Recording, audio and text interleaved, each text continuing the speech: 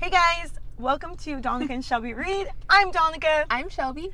And in today's video, we read a book I picked for our book talk this month, The Woman in the Window by A.J. Flynn.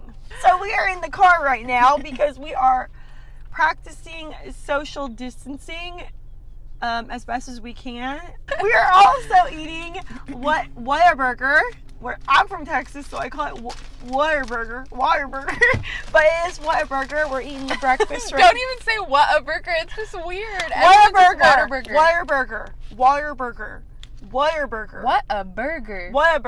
It's Whataburger. But everybody says Whataburger. I say Whataburger. Anyway, this must be a local thing, whatever. In today's video, we're going to be talking about our thoughts on this thriller by A.J. Flynn. And we're going to be doing a little eating too as well, which we love to do. Yep. Reading and eating. So in The Woman in the Window, we are following Anna Fox. Now she suffers from agoraphobia. While trapped in her house, she witnesses what appears to be the murder of her neighbor. Now, one thing that I have seen it's definitely something that's very common, kind of like a crutch, I believe, used by some authors is, if Anna, who is actually a doctor, she's one of the more reliable witnesses that I've read in a book. They have to make her unreliable somehow. Her crutch is alcohol. She's an alcoholic. She also, with her agoraphobia, is taking a lot of medication that she mixes.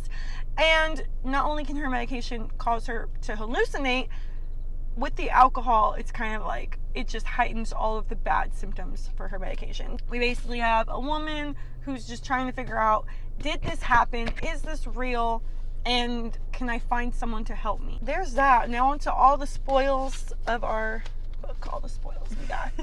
So, I got a taquito, little sausage taquito. You're a little crunchy. You better take that paper off of there because that's crunchy. I got some little hash brown sticks with some spicy ketchup. If you like ketchup and you are eating at a Whataburger, get the spicy. It's delicious. And the honey butter chicken biscuit with extra honey butter. Wow, y'all, look at this. Do a close up on that. Oh, get your hand out of the way. This ain't no makeup tutorial. Boy, howdy. That was good. You gotta say that if you ever go to a Whataburger and take your first bite. How I like starting off our videos is basically we go all over the place. That's all we're doing is like two friends, in our case sisters, not friends. Two friends who are sisters discussing a book they read. So we're everywhere. What I like to do is like, what is our first, right off the bat, what did you rate it? What are your basic thoughts on the book? I'm very curious to know what you think about it, because I have my opinion, and I think it's different than yours. I want to know, I want you to go first. Okay. You may or may not know I love thrillers. That's generally what I love to pick for our book talks. I love to see if I can guess what's going on in a reasonable time frame, though, which I will get into.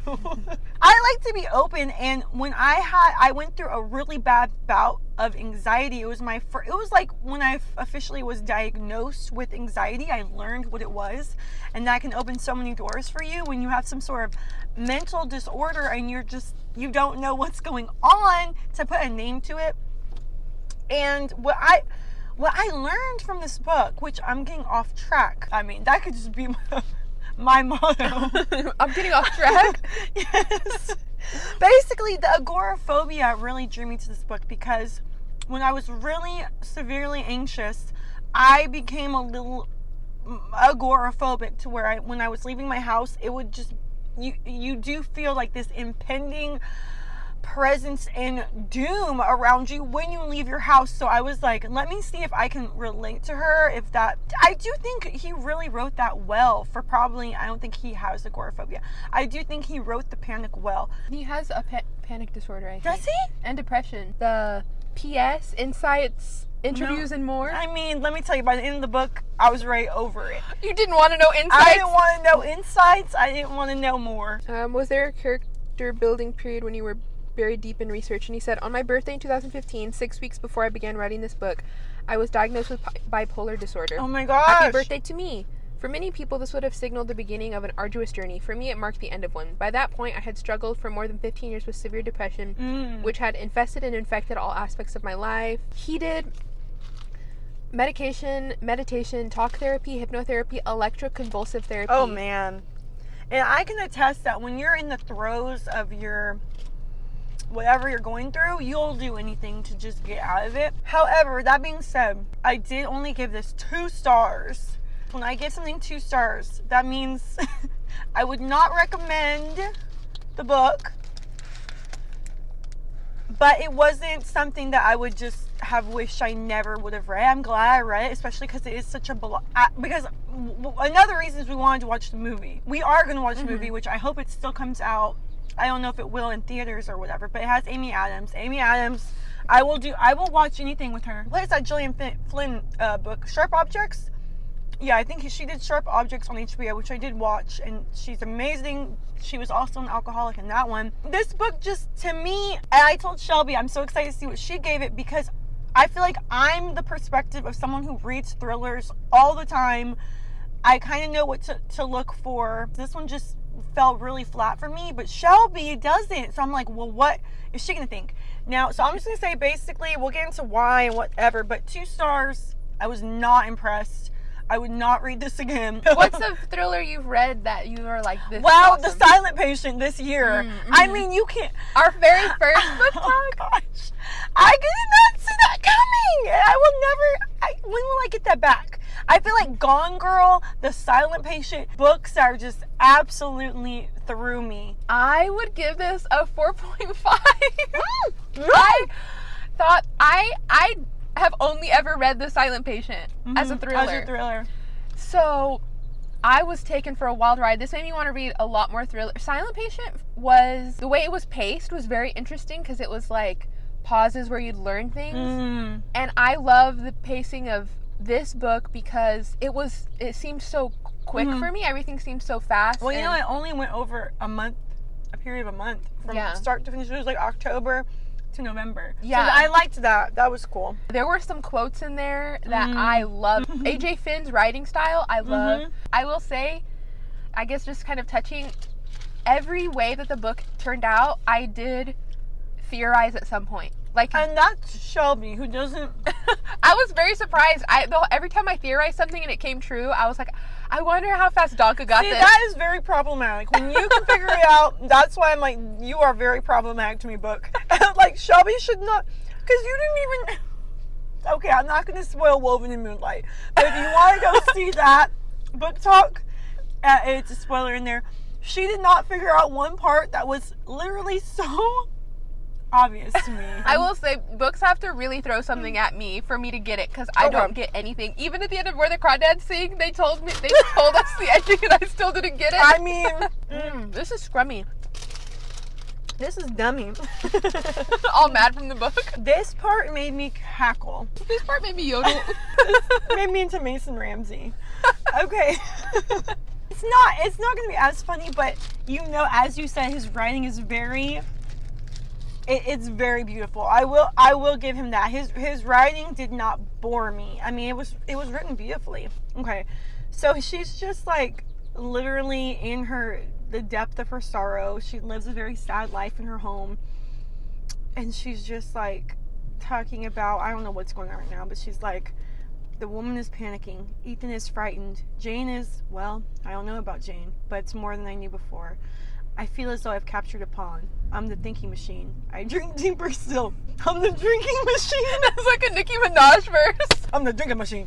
Roman. And so I was like, oh my gosh, I can't even say it. I don't know. I was just so into the book, and I was so aggravated at the book as well. So when I saw that, it just was hilarious. She did that a lot in the book. She'd do weird little puns at like the wrong time. Oh, and another part of this book is she loves old movies, and they're referenced throughout the whole book. So I think if you love old movies, like old black and white movies, I mean, you would probably love all the references. But she would even, I mean, really, it was just, she loved thrillers like Signs, I think Vertigo.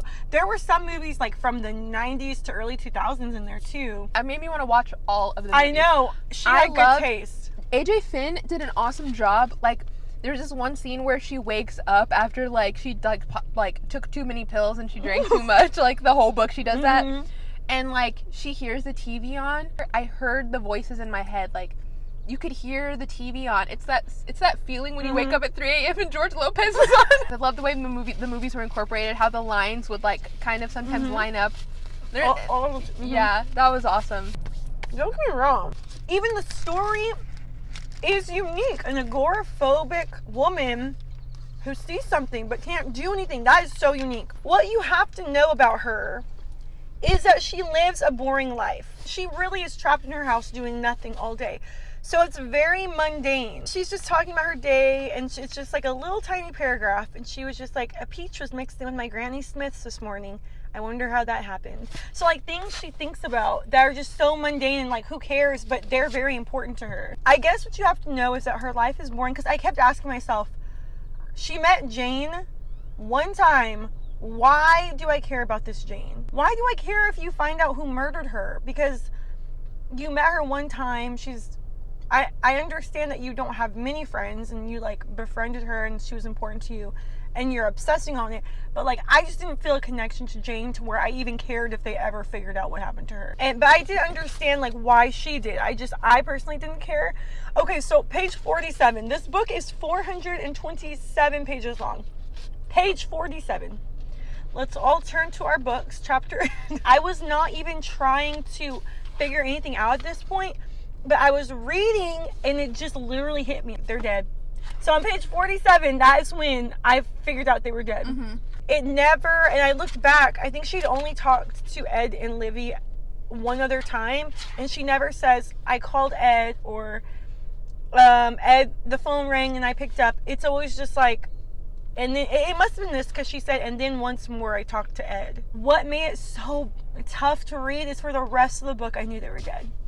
And I was like, well, I knew that she was hallucinating them from the beginning, because it's very obvious she's hallucinating them, but it also at the beginning paints her as so mentally unstable that I could see her husband taking the girl, and she's still just hallucinating because she's agoraphobic. She is, like, going through a lot. She's mixing medicines. Like, I could see her hallucinating them just because she missed them, and they were gone. Did you think they were dead, though? I was like, they're either dead or they're gone. I was thinking maybe in the end they'll come back and believe her or something, like her husband will come in and at some point, but I knew that there was a chance that they were dead. So how did you feel when you found they were dead? Like, how sad was that scene? Oh, I knew. Well, I knew it was an option. I guess I kind of kept those two timelines in my head where either they're dead or they're not, and I kind of read it in both scopes. So when they said it out, when the lady said it out loud or whatever, I was like, oh yeah, I knew. See, and that's the thing, like, that should have been the twist. That should have been the, like, heart-clenching, and to me, I knew they were dead, so I was like, the whole time she was talking to them, I'm like, this is so depressing, and also don't care. So then I guess on page 140 she cheated, because obviously I knew there was something going on with her and Ed, and I was like, well, they're dead, so something must have happened. You know, obviously, like, they're on this snowy mountain. When I read how it happened, that was very, like, oh, that was the one time I actually felt something in the book where I was like, this is really sad. I thought, because she said that she, like, at the very beginning of the book, her throat was sore. I thought there was, like, a fire or something. Like, I thought that they died in a fire because from, like, that's like smoke inhalation because her throat hurt. But then when I saw... screaming? Yeah, was it because she was screaming? Or maybe her windpipe got hit or something? I think it said that her seatbelt, like, cut into her throat or something. Let's say that this book doesn't surprise me at all with any of its twists. Fine. It's still, to me, boring. Like, it still just didn't... she's in her house the whole time and watching old movies and drinking and talking to her deceased family. It's sad. It was a lot sadder than I thought it was going to be. Maybe that's why you loved it. You texted me at 2:55, right? You said boring the house. Yes, I did. I was flying through this book to the point where I was on, like, page, like, 350, and I was like, oh my gosh, I passed where Donica said boring the house. I went back to 2:55. I was like, I wonder where she was. Like, at no point in that section was I bored or did I find it boring. It's just funny how different our reading styles are, because you have to keep me entertained. Like, when I'm reading...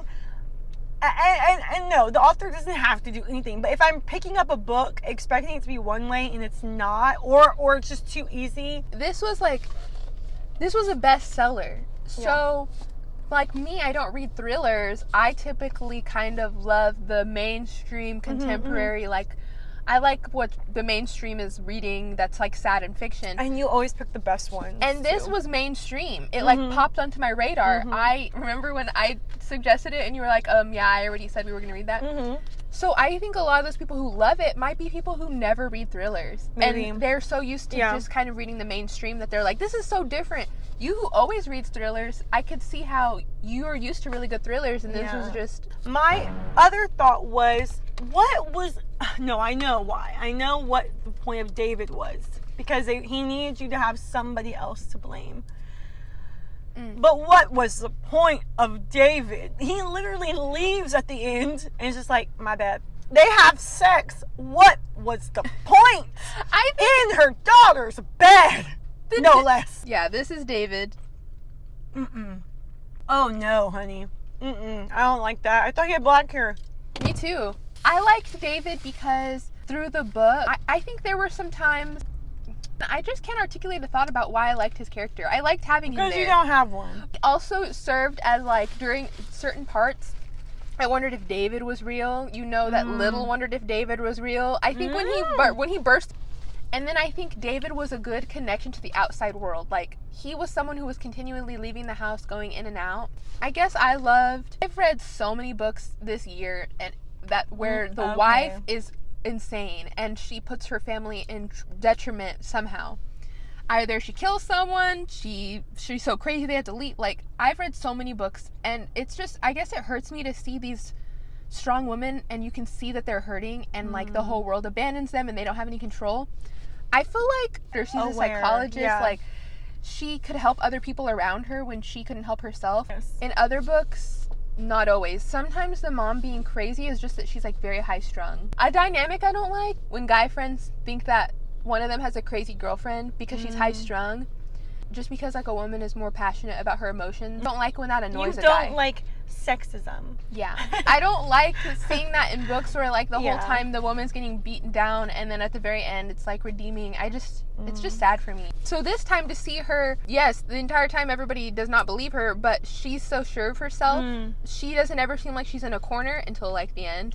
And even at the end when she's in a corner, she finds a way out and No, she was very strong. And a hell of a lot stronger than I would be under those circumstances. And even the detective Little is like, I don't know what I would do without my kids. Like, I don't know what I would do if something happened to them. And it's like, she had her husband die in her arms. Her daughter nearly died in her arms. All because of, it wasn't Wesley's fault, but she was driving, she was cheating. Yeah, it was your fault, sis. You know, like, you can see that's how hard. that guilt would cause her to go crazy. The main ending, who killed Jane? Who killed this woman that I personally don't care about?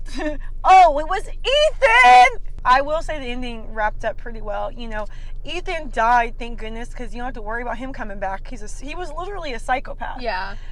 And then she's with her friend Bina, who's there for her. Bina is the only person in this whole book I care about. Bina. I need a story, Bina in the window, and just a memoir of Bina. You know when I realized it was Ethan? Because I will say I didn't know who killed Jane or why. I knew there was options. I knew it wasn't David because they kept trying to pin it on David. You'll never get them pinning it on someone and it's them, you know? But I knew when Ethan was talking about the cat's paw, I'm like, oh, it's him. I was like, I don't think they've mentioned that yet, but I just kind of kept going. You're like, I figured out too much already. I don't want to figure out anymore. There was like maybe 4 times in the book where she would be talking to Ethan and he would respond and she would say to herself, what's with this kid? He seems older than 17, the way he responded. He was so practiced in almost being able to talk to a therapist, and now we know it's because he was a psychopath and so he'd been in a lot of therapy, obviously. Yeah. So he knew how to kind of reverse things on her and trick her. And then also she was vulnerable because she missed Olivia, so she would have turned a blind eye to anything creepy about Ethan because she just wanted to protect him. And that at the end was beautiful when she kind of talked through like she was gonna have to push Ethan down the hole, and she kind of talked through like she His was like, I've dad. met your dad, and she kind of just described like her husband and then herself, and then I think I gave it a fair chance that I could give it, but I am really happy to hear your thoughts, because I'm like, you gave it, you loved it, and you really got everything out of it. Definitely gonna be a little more thorough when I research thrillers, and maybe not give them all as easy, like, oh, it's a thriller, I'm gonna read it. Oh, it's a bestseller, I'm gonna read it. Like, I'll probably be like, if I figure out the twist, will I still enjoy it, you know? If you're watching this and you've read this for some reason, if you enjoyed this book and you like contemporaries, I would recommend Eleanor Oliphant is completely fine, because Eleanor is not agoraphobic, but she also is like a recluse because of trauma, and her book was also kind of it was like a mini love that book. thriller. I need to read it because you love that book. I think you should read it. You love it. It is like the contemporary non-thriller version of this book. It's really funny. I want to know if anyone's read Eleanor Oliphant and Woman in the Window. I want to know if y'all saw the parallels, because it's really funny how similar the books are. That's crazy. I want to read it. I'm like, I hate this book. Let me read that book. Years ago, I think 2015-ish, I read The Girl on the Train by Paula Hawkins. And Paula Hawkins is a pretty renowned thriller writer, I believe. I believe she's from Britain. But I will say, and I looked at my Goodreads and I gave that one 4 stars. But if you liked this book, or if you didn't, I would say just try Girl on the Train, because it's also a unreliable narrator. She's an alcoholic. She thinks she knows something. She's trying to figure out something. No one believes her. She doesn't believe herself. It's a really interesting read, and I just remember, I think, semi-figuring it out, but being pretty interested in it. So if you like this, or if you didn't, try The Girl on the Train, and just another thriller that's pretty dang good. Woman in the Window, Girl on the Train. Exactly. Females in an object. Yes. Get an object, get a pronoun. There's a book, I think, The Woman in Cabin 10. I'm not lying. That is really blowing up. I hope I wasn't too harsh, but I do want to give my opinions. It's you know? good to give your opinion. And I'm sure there's other people who think the exact same thing. I want to look back on this too in the future, if I want to read another by AJ Finn, or if I'm seeing something and I can come back and be like, well, you know, it's hard to remember things sometimes, how your feelings. The way we both read through books is so funny. You can distinctly see it. You want the thriller to be thrilling. No, you don't say! A psychological thriller, I was looking more at it psychologically. I was watching as, I guess what kept me was watching her work through the trauma. That's why I read contemporaries, because I love watching people work through their trauma. And if I'm having a really rough day, I like watching someone work through everything that's hurting them, and then they figure out something at the end, because I can see pieces of myself, and then I can look at their ending and I can take some of that with me, you know? That's true. That is really true, because you know, I'm just not a very big fan of, you know, someone's trauma, or reading about it, going through it, experiencing it, because I really do like take in all of that emotion. So you're right, it was to hear more... you say that also. You kept saying like it was depressing to hear her talk to her family. And for me it was sad too to watch it, but also I love those scenes because I guess just not loving that she was in pain, but like I guess I enjoy feeling the pain where you like take it on so much, it like really hurts you. I have a problem. No, I think what's that? And being an empath or whatever? Yeah, I believe I'm an empath for sure. Like, let me see. You're full. Like, that taquito was delicious. You know AJ Finn's a man? I didn't know. Okay. Even he would have been cast better for David. I was going to say, Shelby showed me, and she doesn't want me to say this, but I'm going to. I can say whatever I want. She showed me who they cast in The Woman in the Window as David. Now, y'all, if y'all have read this, picture David, right? Actually, I will say he might have shaped David after himself. Handsome, a little rugged, might have been in prison, don't know, don't judge. AJ Finn, why didn't you cast yourself as David? Why did you have to? Ooh. No, but who they did cast, well, he's blonde. He looks like he could star in Parks and Rec right beside Chris Pratt. You know, Wesley. He could have been Wesley. I would have believed it. You know? Yes. He would have. Why? Are you gonna show? You can yeah, probably put I got picture. to look at Ed and Olivia. Okay, I'm gonna cry. Yes, Amy Adams and Anthony are Ed and I love that casting. I have not seen who was cast as anything. And that's Bina. Oh, I love it. They went off on the casting. The representation, that is beautiful. Oh, that's awesome. Okay, so that kind of makes more sense why they might have cast David as him. Because the dark hair, they might, need a little blonde. That movie's gonna be good. I don't care what you say. You know what? And say what you will about this book, Donica. Talking to yourself. I don't care what you say. That movie's gonna be good. Say what you will, Donica, but that movie gonna be good. I love Amy Adams, Anthony Mackie. You are my Captain America. Loved it. You're gonna reread it? I might. When books have a lot of good quotes, I like rereading. I want to reread them. Okay. Well, that's funny because I'm gonna put this in an unhaul book video we do in a couple months. Quick PSA at the end. Thank you so much if you made it this far for watching. Because of social distancing, we are all reaching our peaks. Well, some states, thank God, are dropping, but we're all reaching our peaks in social, with the virus. So we are gonna start practicing social distancing. We already do, but we're gonna really hunker down, not leave the house, wash your hands, cover your mouths, so our videos are going to be more sporadic. We did pre-film a video, so that'll probably go up next week. And then maybe at the end of the month, we can definitely do our recent reads separate. That's not an issue.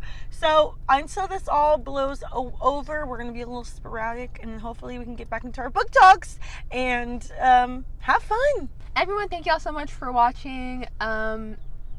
Please continue to stick around, but like, comment, subscribe. Yeah. Go ahead and recommend any thrillers you may have. If you love this book, let us know. If you didn't, let us know. We're on both sides of the fence, y'all. So you got somebody on your corner, on your side. Yeah. If you liked it, I'll argue with you. If you didn't, she'll argue. No, just kidding. We love you. Okay. Well, thank you so much for watching, guys. And until we see you again, I want bangs. So if you're seeing me with bangs, you might see both of us with bangs. If you're seeing me with bangs, then that means the curse has been lifted. Sis! I really did that! I look so... I'm gonna cut it myself. How did you do that? Look so cute! How did you do that? What if I just have scissors? I look so cute! That's it, I'm getting Don't do them that thick. I look like I'm on a some kind of 80s sitcom where it's just me, another woman, and a man. We live in an apartment. You cannot deny. Alright guys, talk to you later. Wash your hands, stay safe. Please stay safe and healthy. Would y'all like us to start a podcast in the wake of us being gone? No, we're not starting a podcast. Bye!